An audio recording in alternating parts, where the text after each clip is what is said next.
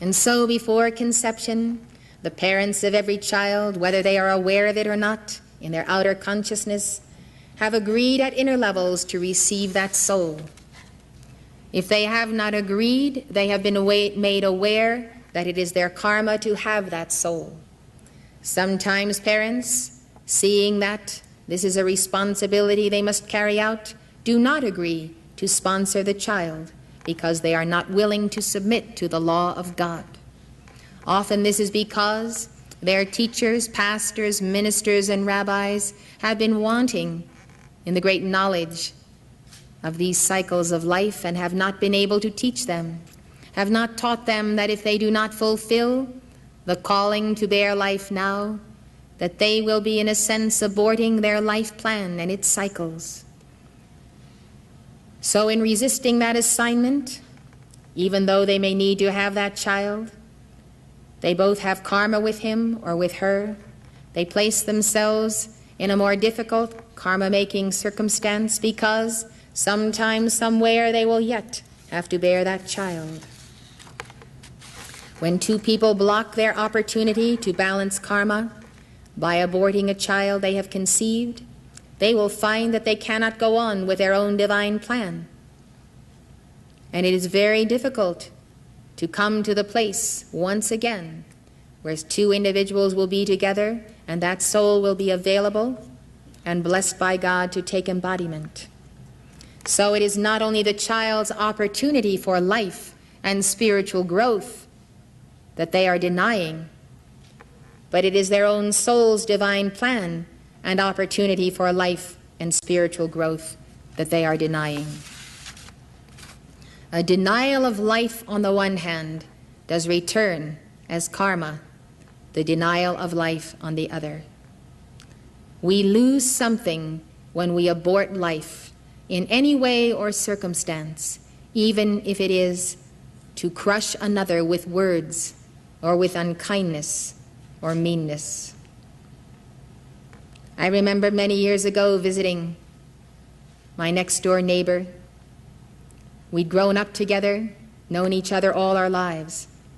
She was married, doing very well financially. She and her husband had had 4 boys.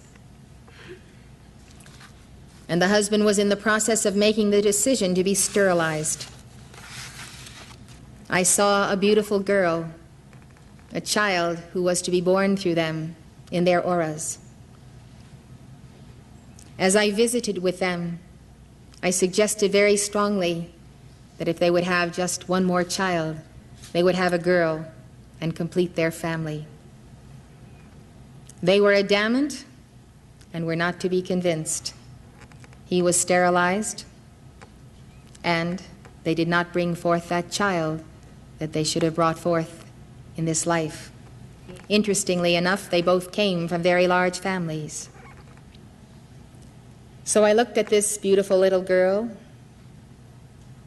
some months later, and I realized that she would not be born to them in their present life. And I saw the lines of karma whereby that couple would have to reincarnate again in order to give birth to that child.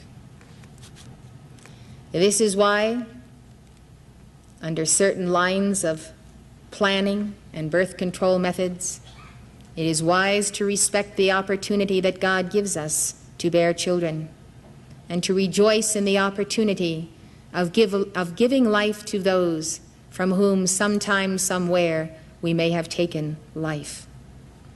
This is the great joy and purpose of marriage, of bringing forth children who can carry on in their mission, even as through them we are allowed to fulfill our mission.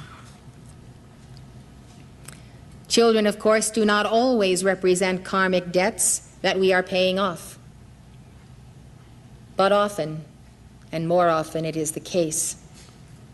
Some parents who have already had children and have balanced the karma that they are intended to balance in this life through childbearing may then be chosen by God to bring forth children with whom they have no negative karma, but on whose behalf they are given the opportunity to bring them forth. And these may be highly gifted children who may make a great contribution to society by bringing back their past attainment with them. The preceding lecture was given by Elizabeth Clare Prophet, world-renowned author and spiritual teacher. The Summit Lighthouse is an international spiritual organization dedicated to universal enlightenment. Founded in 1958, the Summit Lighthouse has been a beacon of truth to thousands worldwide and a leader in New Thought spirituality.